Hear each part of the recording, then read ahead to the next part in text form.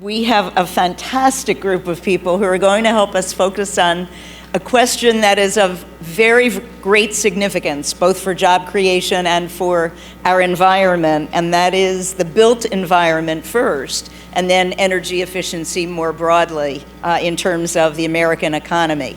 When we think about the built environment, it is an extraordinary target for energy efficiency. Building stocks account for 40% of all US energy consumption and 72% of the consumption of electricity. It costs us $400 billion a year in the United States to heat and cool our building stock. Yet today, nearly 30% of the energy of those buildings is wasted. So as I said, there's an enormous imperative as well as a really very significant opportunity. The development of a robust energy efficiency building retrofit market in the US could provide significant opportunities to deliver important environmental benefits and stimulate job creation and broader economic growth. From our work at the Rockefeller Foundation, we've been seeing that there are many barriers in this area, and we're going to discuss some of the barriers as well as looking at the opportunities to really build the green economy in this country. But we've learned that it requires leadership and innovation, and it requires significant collaboration across business and government and the private sector.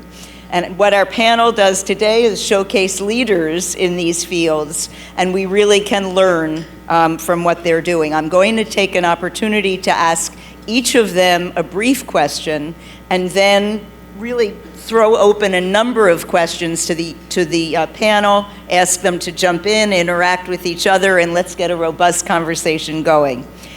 So maybe I can start with Governor Beebe, if I may. There are many things that you're doing in the state, but let's ask you about Arkansas's pilot program called HEAL, which I think is aptly named the Home Energy Affordability Loan. How is it working, and what are you demonstrating in terms of impact so far? We're demonstrating, exactly what you talked about, the collaboration between the public sector and the private sector, taking it down to the micro level. What we've done is we've started a fund with a revolving loan fund. Initially, it was designed to provide businesses, employers, the kind of capital needed to retrofit, and then with some of their savings on their utility bills, they would form a pool of money to be lent to their employees so that the employees could actually retrofit the residences on a very small scale. And what we found was when it started, the companies were so engaged in it, thought it was so good for business retention and as an additional employee benefit that they've front-loaded the money. They've paid it forward. They're not waiting on any savings from the original pool. They're actually loaning money in a revolving loan concept to their employees. It does the same thing we just heard that bright young man talking about.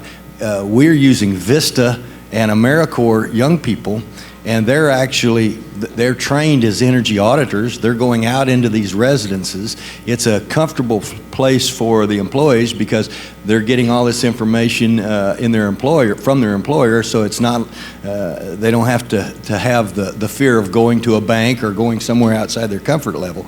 And as a consequence, the proliferation of retrofits, which obviously helps in that section of the economy, that sector of the economy, puts more people to work. It saves energy both on the employer level in their plants or in their businesses, also for their employees in their private residences. In many cases, low-income or moderate-income employees who are living in single-family residences that were built in the 1960s or 1970s and are in major need of retrofit. Fantastic. Mayor Foxx, so many of us believe that the 21st century is really going to be about public-private partnerships. And Envision Charlotte is seen as one of the beacons of that kind of partnership. Tell us how it's working and what you're really accomplishing. Well, thank you, first of all, for the question. We in Charlotte have always thought of ourselves as leaders in energy. We have an industry in Charlotte that employs more than 27,000 people in the energy space. We have more than 251 companies that are based in Charlotte that provide energy jobs. And over the last 5 years, we've grown that by more than 5,300 jobs. The challenge for Charlotte and for the country and the world is how do you translate the economic benefits of the energy infrastructure in a way that is sensitive to the environment and that helps retrain people into these green jobs that we all know exist. In Charlotte, we set a target. We said in 5 years we want to reduce the carbon footprint of our center city, 19 million square feet, by 20% over the next 5 years. That's our target. We think we can change 5% by behavior and 15% due to retrofit. And so we are already convening that conversation, and mostly led by the private sector. And I want to say that Duke Energy and Jim Rogers have been the leaders in that through their Smart Energy Now program, which is working to model out for our commercial real estate businesses what the cost savings will be over the long term. We are signing people up, we're getting it done, and in 5 years we're going to reduce it by 20%. Jim, maybe you could pick up from there. You are a key partner. How and why is this good for your business? And how can government really help the private sector to be a good partner in these efforts? I think the very important thing is that we've been able to get commitments from the major owners of the buildings downtown. So they're in the game. And we did this through collaboration, bringing people together. We then work with the regulators in the state to allow us to move forward in order to make the necessary investments. So we have great collaboration, and as the mayor said, this has led to adding new companies to our community.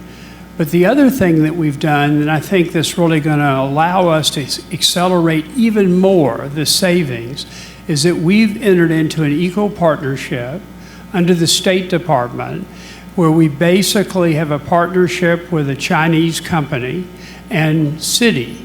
So the city of Charlotte and the city of Langfang and ENN, which is the largest private utility in China, and Duke, we joined together to see how we can best accelerate the deployment of new technologies, because quite frankly, the Chinese are scaling technologies that will help us when we go about the business of retrofitting.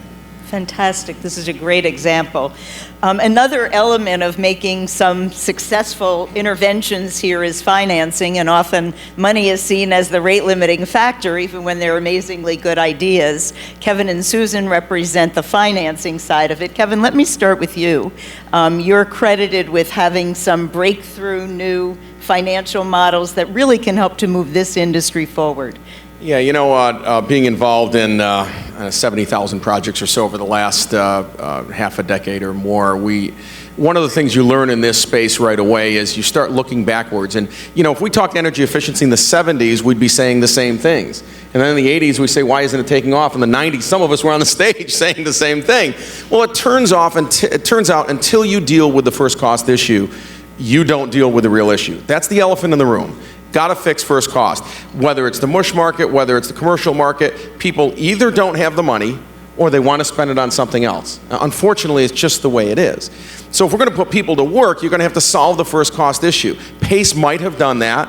As everybody knows, PACE just is non-existent for all practical purposes now. I think some of these are really creative work going on with cities and states here. And so we looked at it and said, how can we do something en masse and guarantee savings but not touch the value of your building? In fact, we want to increase the value of your building but not securitize the value of the building. So we came up with a new model that securitizes your future energy payments. So you just keep paying your bill the way you were, and then there's a margin there on the savings, and we're seeing 30, 35, 40% savings in buildings. So with the latest technology, we can get a lot further even than the 20% that was a great goal just a year or two ago. So take the latest technology, get it into those buildings quickly with very little overhead, securitize your future payments, which is a very unusual thing to securitize, but anything can be secured. We can securitize the water in that cup. It's not worth much, but you could do that. So you could certainly securitize that. And this gives them an off-balance sheet way to finance it and raise the value of their building raise the productivity of the people, and there's a newer study on that, that we're seeing more productivity in buildings that are well managed with their HVAC and their green, et cetera, improve the comfort of their people. So everybody wins, and it doesn't cost them a dime, and it's paid for right off of the way the utility bill gets paid. So it's a unique model, and we think it's a breakthrough, and it's a way to put money like the AFL-CIO commitment from yesterday to work through a mechanism that's going to work. Wonderful. Susan, you lead a financial intermediary, a not-for-profit financial intermediary in New York. Tell us how it works, why it was set up as a not-for-profit, and what you think it's been accomplishing so far. Thank you so much, Judith. I'm happy to do that. And I will say that it's a new organization, so we are looking now to develop our plans as to how to realize the vision that the City of New York has in establishing this. It's a public-private partnership. It's a nonprofit because the city believes there needs to be adequate access to financing mechanisms for the building owners of New York who want to undertake retrofit. And to second Kevin's comments, this is key. If you don't solve the issue of finance, the benefits and the opportunities in this sector are not likely to be realized. New York City Energy Efficiency Corporation is not only working on the finance problem because the city believes that there are 4 key components in order to create a functioning retrofit market. And that is, in the first instance, demand on the part of building owners. So it has to be a credible value proposition that is supported by data and information. There needs to be adequate service delivery mechanisms. People need to be able to do this work in a straightforward, simple way without overabundant transactions costs.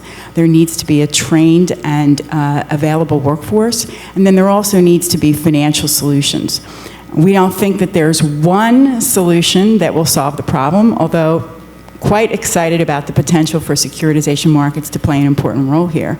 We think there are a number of mechanisms, and that a public-private partnership is an excellent means to test drive these mechanisms, to create proof points in the market, and to partner with private capital who want to really take this to scale. Thank you. Secretary Vilsack, I saved you for last because we tend to think of cities as the point of intervention given the density of buildings, and yet you're doing some incredibly interesting things with regard to the needs of rural America as it confronts its energy consumption and energy efficiency issues. Well, Judith, it's interesting, as I listen to the other speakers, I think basically what we're doing at USDA is a combination of virtually everything that was been discussed. We announced yesterday a $750,000 zero-interest loan to rural electric cooperatives in 4 states, 2 of which Duke Energy Services, Virginia, Texas, Indiana, and South Carolina. I think you're in Indiana and South Carolina, if I'm not mistaken, Jim. And what we hope to be able to accomplish with these resources is matching it with REC resources and then making it available to do up to 225,000 energy efficiency steps in homes in rural America in those 4 states. We hope it's a prototype to be able to send a message to rural America that they too can be part of this effort to substantially reduce energy use. Two benefits for this. First of all, obviously lower energy costs and lower energy usage, but also developing a new workforce and a new opportunity for private contractors, small contractors in these small towns, and then maybe linking up with community colleges. You don't need a 4-year degree to do this work, but you do need some technical assistance so community colleges can create new opportunities for a new workforce. Fantastic. Okay, let's really entice the audience by sizing the market. Is this nibbling around the edges, or is there a really huge market here? And are owners demanding this? And if not, how are you seeding the market? And what do you see the real potential? There's 5 million commercial buildings in this country. There's 114 million homes, as you said, for a little over 400 billion of spend. So we know the market's at least some percentage of that 400 billion a year. Nobody in 40 years has figured out how to capture a large enough piece of it. I mean, clearly we know the ESCO, a lot of my friends, the ESCOs are here, and you know, they all total, the entire industry does a few thousand buildings a year out of 5 million on the commercial side, almost nothing on the residential side. So here's this $400 billion piece of pie that nobody's quite figured out how to get. Two things have happened in the last few years. One, we're starting to talk about financing, finally. Two, I think we're really working with the utility companies and saying, how can you benefit from this? So this is, you know, you can't be scared of this. There's got to be a way for your shareholders to benefit. And lastly, the technology gains over the last 5 years are amazing. You know, when we used to have 30-year payback on changing something, it's uninteresting.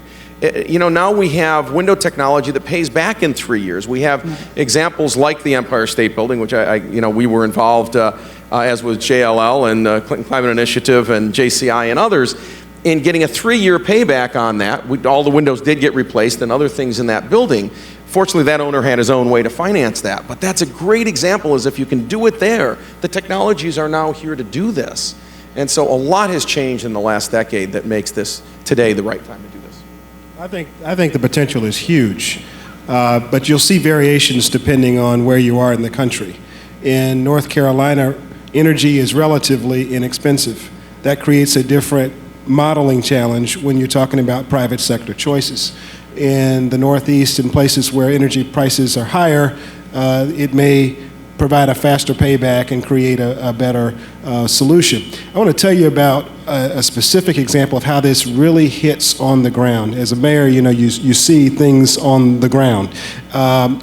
There is a small housing project in Charlotte. It's called Charlottetown Terrace. It used to house 181 senior citizens. We put money, about $1 million, through our housing trust fund into it to retrofit that building. 63% of the workforce that's retrofitting that building are low-income people. 2 of them have come out of the criminal justice system and they're going back to work. There will be 161 units in that building when it's done. It'll be LEED Gold. And the best thing about it is the elderly citizens who go back into that building will be able to pay a lower utility bill because of it. That's how this hits the ground, and it's very significant. I want to pick up on that point and just push, and we'll keep going in this general set of sizing the market and the opportunity. Does everybody need to be trained? Are there low-skilled jobs in this area as well as engineering jobs? And you talked about a kind of program that gives access to people at the bottom, as well as access to those at the top. How much of that is going on? How much should we be focusing on that as we think about job creation in this country and equity as we try to build these new jobs in these new sectors? And what are some other good ideas? I think Governor? the gamut runs all over the board in terms of the level of jobs and the level of skill required, and obviously the money that's demanded by those different skill sets. You just heard an example of what some young people could do, and as I alluded to earlier, and incidentally, we've got the same model that you all are talking about in terms of making sure that the savings from the monthly bills are actually what amortizes the loan and repays the loan, and with a portion of it being kept by the resident or by the company, so that in either case they have even more disposable income to be able to help the economy in other areas as well. But if we're training auditors, and we're currently training bright young people that are VISTA volunteers or AmeriCorps folks, they're coming out of that with a couple things. One, a sense of the significance of energy conservation and what we're doing environmentally. They're coming out of it with a good public policy stance on something that's important not just to their generation but to the ones that come after it.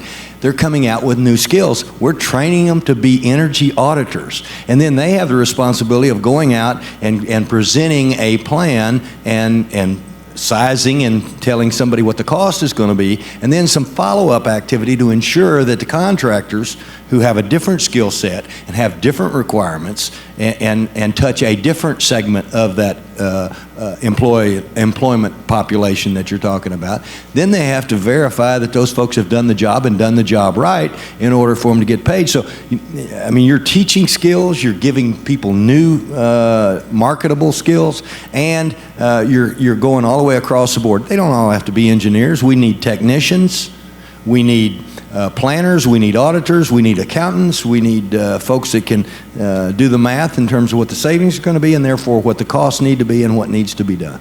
This is really important, folks, because we keep hearing, many of us keep hearing, that in this retrofit question, there are so many jobs that are going wanting because we don't have people with the right skills. And so the question is that true across the board? What are these issues? Well, I want to go back to your first question for a second, because I think we are underselling this notion. Not only do we have this domestic market you all talked about, but Jim mentioned China. And the conversations today in America about China is always China's doing this and China's doing that. This opportunity creates real chance for innovation, for American innovation, which can be exported to other countries. So I don't think we should limit the opportunity just to cities or rural areas. I think this is an export opportunity for the United States, number one. Number two, the farm community, the ag community has embraced this whole notion. We have a program called REAP, which is focused on renewable energy. We do these audits. Farmers are lining up for audits on their own facilities and are incorporating a lot of the energy saving opportunities, including creating their own energy and then working with the Duke Energy to try to supplement what Duke can generate from other sources. So I think we're dealing with an unlimited possibility here, and I think it needs to be approached in that way. We're at a very critical point, actually, in the power sector, if you think of it as infrastructure business. By 2050, we have to retire and replace every power plant in this country, except probably hydro facilities. At the same time, the grid is 25, 35, 40 years old. So if you think in terms of modernization of this infrastructure, and that's going to lead to significant jobs. One statistic. For every $1 billion we spend to modernize the infrastructure, that leads to roughly 15,000 to 20,000 jobs, both directly and indirectly. So there's a tremendous opportunity, because we need to think about this in a broader way of, can we achieve our economic goals, and that's simply put, more jobs? Can we reach our environmental goals? And can we reach our efficiency goals? Because as we modernize, we're actually reducing the carbon footprint. We are reducing the cost over the long term by this more efficient system that we have to do. But let me pick up on the China thing. We have 6 partnerships with Chinese companies. I've come to believe that in China, they are scaling technologies because they have a national imperative to provide universal access to electricity to every home and business. We did that in the 20th century. They're now doing it. But because they are creating what I call the intellectual property of scaling. They build a New York City every year with new technologies. If we can take those technologies that are developed there, many of them may have been developed here, but they were scaled in China, and then redeploy them in the US, we can do it in a more affordable way, and we can do it faster. And that combination is hard to beat. Susan, you wanted to jump in as well. Well, I was just going to comment on the point about the scale and the opportunity here, which I think is huge, and I think, Kevin, you described that in a very compelling fashion. But I think there's something we need to focus on, which is marrying the actual on-the-ground project scale with the opportunity. The opportunity is huge in an aggregated sense, but individually, the projects are small. They're diverse. The very nature of energy efficiency is a combination, in many cases, of multiple measures. The built environment is also diverse. And so we need mechanisms to take this great opportunity that is in small bits and pieces and put this together at a scale where we can deploy capital effectively, we can make the jobs actually happen. So that's something that New York City Energy Efficiency Corporation is really focused on, and I think that's bringing it back to the rationale for a public-private partnership and a nonprofit structure. We have to speed that process, and we have to create standardization. We have to create investable mechanisms that are transparent and can be understood by the various stakeholders. And we have to get it going, so we're not looking at all these great small opportunities and we don't have a means to take hold of that. So you've raised a couple of the things that are impeding scale, the lack of standards, the lack of metrics, the lack of maybe larger scale opportunities to plug these small projects into. Are there other ways that we need to facilitate the system in order to start taking all of this to scale? Let me just mention from a utility perspective what we're doing. We do free energy audits for all our customers. We give them a checklist of things that they can do to really improve their use of electricity and get productivity gains in their use. Then we turn around with very low cost of capital and we try to deploy it. Many of these commercial businesses won't pay backs in 3 to 5 years. It's the first capital problem. We're in a business where we invest to get a 40-year return. So we're comfortable investing in the homes and businesses of our customers because at the end of the day, to say it in a blunt way, if I had a choice between building a coal plant for $5 billion and earning off that and spending $5 billion in the homes and businesses of our customers, I'd much rather do that because on a risk-adjusted basis, it's better. And at the end of the day, our customers will value us more, not just as a provider of kilowatt hours, but more importantly, we will be providing them a new service, a new way to think about us, because people don't think about us, quite frankly. We're totally back of mind. That's a good thing. Because when they throw a switch, they don't say, Duke Energy, I love them, unless the lights don't go on. And then they say, damn utility. But my point here is utilities, if we get the right, this is public-private, we get the right regulatory regime where we're incented, we have the relationships with the customers, we have the capabilities I mentioned to do it, and that ought to be our primary emphasis in the 21st century. Jim, when you say the right regulatory scheme, what does that mean? I mean, I hear that a lot from business folks. Precisely what does that mean? It's very simple. If the regulators say, for every dollar you invest in a nuclear plant or a coal plant or gas plant, you earn this return. If they will say, for every dollar you invest in energy efficiency will allow you the same return, I'll do that all day long. Now that doesn't take rocket science or a high IQ to understand the benefit of that, but surprisingly, across the country, state regulators have been very reluctant to embrace something that to me is very straightforward, because we have a unique capability with cheaper capital, closer relationship to really make it happen. But the regulators in each state have been slow to adopt that kind of thinking. As a matter of fact, the old model disincents any saving. The old model says you're going to get an X% return on your investment, so the more you invest, the more you spend, and the more stuff you generate, the more times that little wheel goes around outside everybody's house, the more kilowatt hours that are out there, the more money you're going to make. There was the old traditional model of public utility regulation and return on investment was and is, to a large extent, actually a disincentive to conservation as far as the utility companies are concerned. I'd make it real simple. In the 20th century, providing universal access was our mission, and we did it, and the real price of electricity has been flat for 50 years. And for the average residential home, electricity is about 1.9% of the disposable income. Great job. But in the 21st century, our mission, as we modernize our entire system, should also be to make our communities the most energy efficient in the world. And that's where we have to change the model. I'd be very comfortable changing the model where I don't make more money by selling more electricity. You do decoupling or formula rates.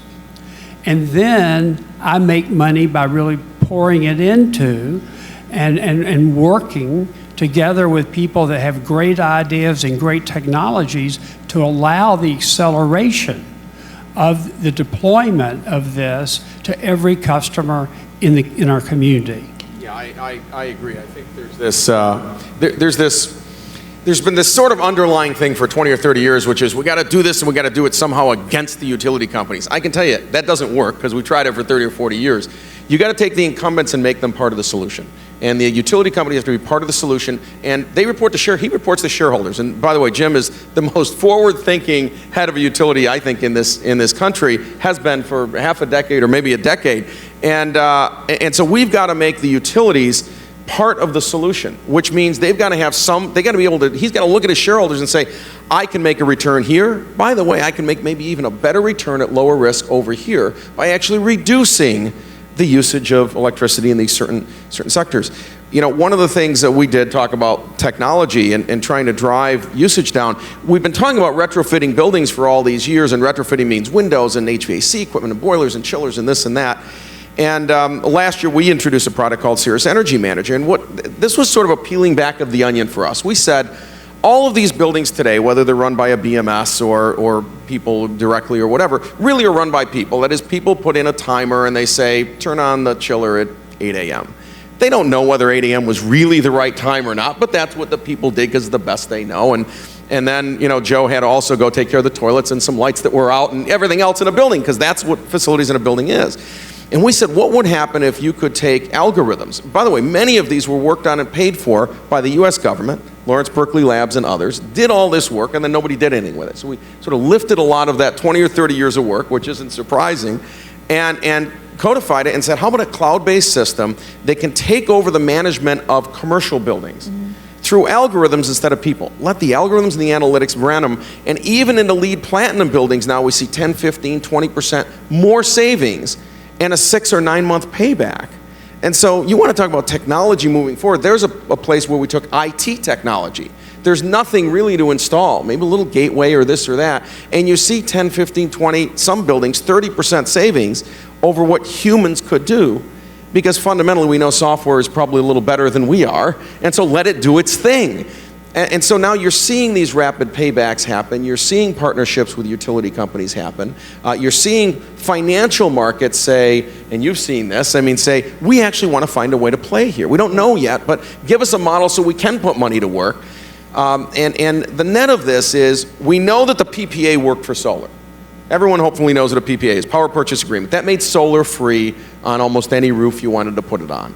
Whether it was sponsored by a utility company, sponsored by someone else, you would just buy the electricity for the next 20 years, and that would pay for the panels. Without a PPA, you had no solar going on any roof. So they broke the model with a PPA and made it work. So what we're trying to do is take all this technology now and make it work across the industry with a PPA for efficiency. And if you do that, it will allow efficiency to take off just the way solar did 10 years ago and has continued to take off. So I think this is an amazing time in history where all the pieces are coming together. So I'm very bullish.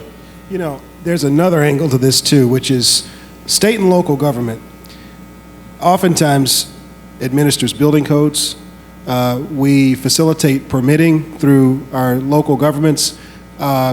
We ought to be drilling down on every regulation we have and trying to figure out how to accelerate the process for retrofitted solutions. Because when we trim that process down and cut it down from months to days of getting a permit going through, that saves the developer money, and it gives us an opportunity again to make the business case for retrofitting. This is an area we haven't talked about financial investment on the part of either the federal government or the state and local. We've been talking about permitting and regulations and making frameworks that make it work. Do we need money, financial resources, also from government? Is it that those could be leverageable dollars with new kinds of financing mechanisms, or should there be just tax incentives? But what's the financial role of government here, if any? USDA is already stepping up to the plate. We are investing literally millions of dollars into these activities that we talked about earlier, whether it's setting up a no-interest loan to create opportunities for homeowners, or whether it's working with farmers to do audits and incorporate the recommendations into actual activities on the farm. So we are committing millions of dollars. Steve Chu could probably tell you that it's probably the hundreds of millions of dollars that the federal government has been engaged in. But I honestly think that the conversation we've had here today might be the most significant because, and I think it's all, Governor Beebe, it's all up to you, sounds to me. It's always, they push it always down to the states. Well, you're sitting next to You the were a mayor. governor, you You're know. sitting next to the, I was a mayor too, so you were sitting next to the mayor, so you can push it on down, and then it can come back to Jim. Nowhere to go after this. No, but seriously, I mean, it really, I think there's no reason why we can't have an aggressive effort at the state regulatory level to do what Jim has suggested. No, and that was the point I was making. Two things. First, to answer your specific question about the federal government or state and local governments actually putting skin in the game by actually putting resources. That's what we've done, obviously on a smaller scale, with seeding the revolving loan. As it turns out, when you get private sector companies who are committed to this, and we've got some that are, and they're wonderful corporate partners, they are so interested in it that they're not waiting on the return of their seed money. They're front-loading their own private capital to spread it out and bring it to scale. So we are investing on the state level, admittedly not to the extent because we don't have the resources to blow it up like it should be blown up, but at least it's a model getting started. And as Tom indicated, the federal government's been involved in doing this. I'm sure they would like to do more too, but their resources are limited as well. Back to the second thing, though, that the Secretary just said about changing the model on the state level, that was my point earlier about the old model disincents, at least common sense would tell you that it would disincent savings because you make more money as a utility in a regulated environment if you sell more electricity, and you're going to sell more electricity if 30% of it's going out the window. So your point is well taken, and it's going to take some forward-thinking folks who recognize that. You mean you're going to pay those people not to produce electricity? I mean, that's like paying a farmer not to plant. But some,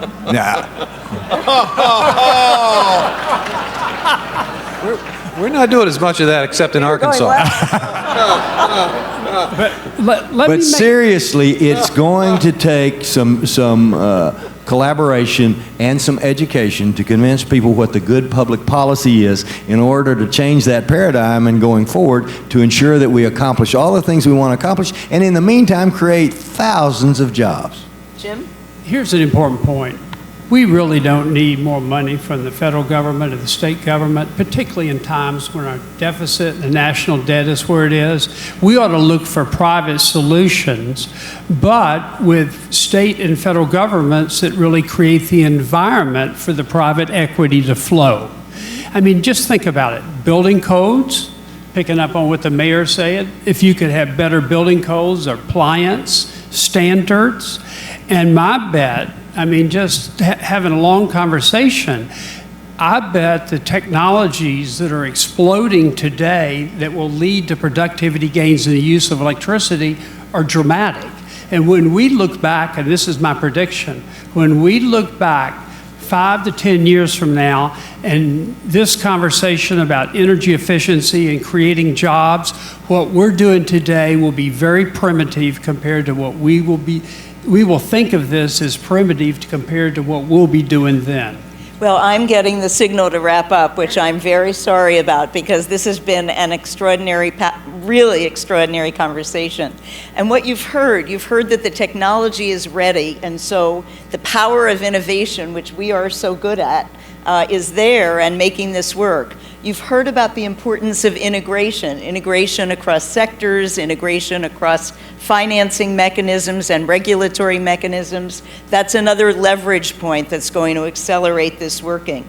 You've heard a lot about the usefulness of pilot projects and demonstrations, but we need to then create the right systems, the right institutions, and the right metrics in order to be able to convince others that these are scalable at very significant numbers. And I think you've heard and seen the power of collaboration. Again, these kinds of collaborations are really going to be what makes this move forward and accelerates not only this industry, but accelerates our economic growth in America in the 21st century. So I hope we've excited you about the opportunities. I think that you've seen people confronting the challenges and really showing us how to overcome them. So we want you to all go out and think about how you could play a role in making this happen, because energy efficiency is not only great for the environment, but it's going to be a really important source of economic growth and job creation going forward. Join me in thanking our marvelous panel.